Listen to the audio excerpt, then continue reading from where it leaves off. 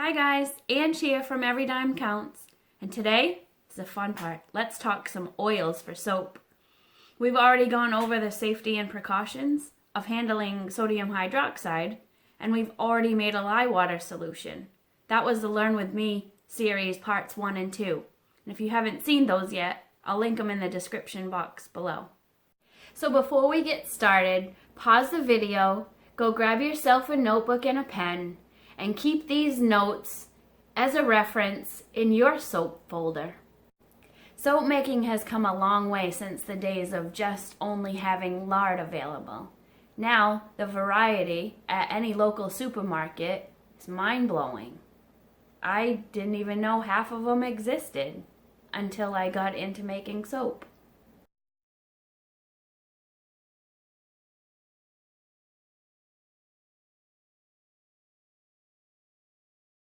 Each oil has its own contribution to your final soap.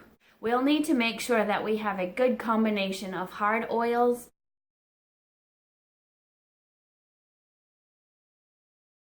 and soft oils.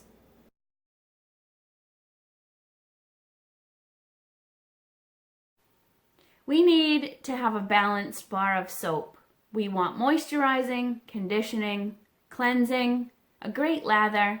We want the bar to have a hardness to it so it lasts longer and doesn't become a mushy mess. Trying your hand at soap doesn't have to be expensive. Just because you can find inexpensive oils at your local supermarket doesn't mean that they're any less worthy in your final bar of soap. And you probably already have some in your pantry. Have a look at my stash.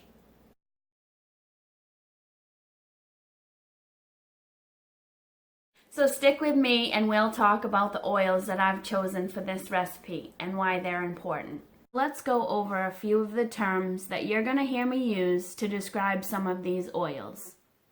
You'll hear me talk about a carrier oil, which is any liquid plant-based oil that is used to dilute essential oils for use on skin. You'll hear me talk about the word trace, which is when the lye and the oils come together and start to get thicker like a pudding.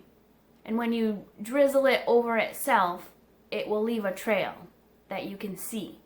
A big word like saponification. And that's a chemical reaction when the lye and the oils come together, and that's what actually creates soap. You'll hear me mention the term melting point, which is when one of our hard oils comes to a temperature where it starts to melt. Unsaponifiables, which is a portion of the oil that doesn't interact with the lye in the saponification process, and it leaves some of the oils in their natural state in the final bar. Which brings us to superfatting, or a lye reduction. Think of superfatting as like an insurance for your bar of soap so it doesn't become lye heavy. We add the extra oils in case our scale is not perfectly calibrated, and it compensates for what we can't scrape out of our bowls. You will find that when we get into talking about a lye calculator or a soap calculator, that the default is usually set to 5%. You heard me mention a lye or soap calculator, and this is a tool that most soap makers use. Not all, just the ones who hate math like I do.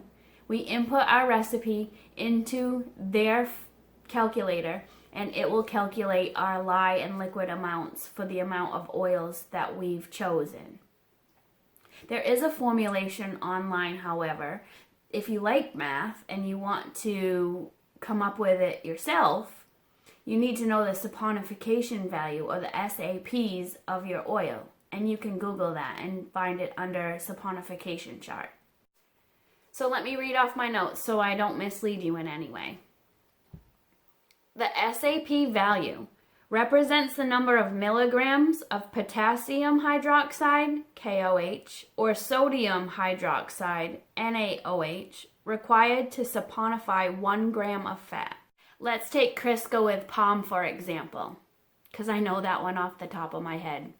That has a saponification value, or SAP value, of 0.1369 per ounce, which means it's going to take 0.1369 ounces of lye to convert an ounce of Crisco into soap. But enough of the confusing stuff, and let's get right into talking about each attribute that our oils that I've chosen for our recipe contribute to our final bar of soap. First off, almond oil. Almond oil is a soft oil. It can be used in our recipe up to 10%. It's moisturizing, also lightweight, considered a carrier oil, and most soap makers prefer to use this oil to mix their colorants in. It absorbs well and has a shelf life of 1 year. Avocado oil is a soft oil, light green in color. It can be used in our recipe up to 20%.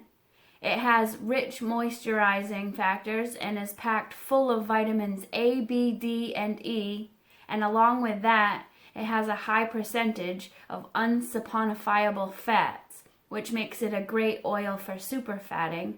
Castor oil is a soft oil. It can be used in a recipe between 2 and 5%. It acts as a humectant, which draws moisture to the skin. Soap makers prefer to leave this oil out because it does saponify quicker than some. So if they're looking for a complex design, they usually don't use this oil in their recipe. And don't go looking for it with all your other oils in the supermarket on the grocery side. You'll probably find it in the pharmacy next to the laxatives. Coconut oil comes 2 varieties, hydrogenated, which is a solid form, and the liquid form is fractionated. But please do not get these confused. They have a different saponification value, which means it's going to take a different amount of lye to turn them into soap. So they are not equally interchangeable in a recipe. You must run it through a lye calculator again to make sure that you have the correct lye amount for the specific type of oil that you're using. You'll find the solid hydrogenated oil comes in 76 degree melting point, which is a soap maker's go-to, but you'll also find it at a 92 degree melting point. We use this only up to 30% in our recipes because it has an amazing cleansing power, almost too much, and we don't want to take the chance of it drying out our skin by stripping away our natural oils. And a little fun fact here, it's one of the few oils known to get bubbly in salt water. Olive oil is a soft oil, and it can be used in a recipe up to 100%, and that's also known as a Castile soap. You can find it in 3 varieties, EVOO, extra virgin olive oil, or the classic kind, also a pomace. Extra virgin olive oil is going to be greener in color, whereas the classic will be more golden, and the pomace will be a dark green because that leaves sediments of the olive skins behind. So who knows, maybe I'll make a martini soap someday. It has great moisturizing properties, but keep in mind that it doesn't have any cleansing ability. That's why it's important that we combine it with another oil that's for cleansing. It's a staple to have in any soap maker's pantry because it slows down saponification. So if you're doing a more advanced, complex design with color swirls, this is a good oil to have on hand. And we have beef tallow, which is a hard oil, which can be used in a recipe up to 40%. Beef tallow is an animal fat, and believe it or not, it's super moisturizing. Just make sure that you get your tallow from a reliable source and that it's not spoiled, because you don't want to smell like a pot of greasy bacon. Combine beef tallow with our other oils because it gives us the balance we need for the hardness of our bar.